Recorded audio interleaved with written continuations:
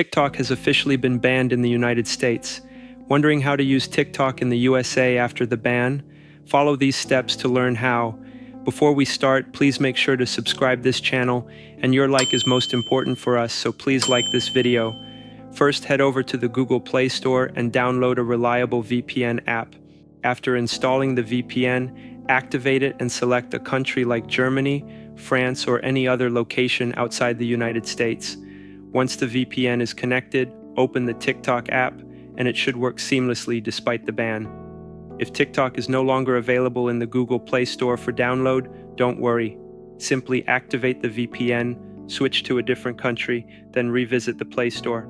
You'll be able to find and download TikTok without any issues. We hope this guide helps you stay connected. Don't forget to like this video and subscribe to our channel for more updates. Thank you for watching.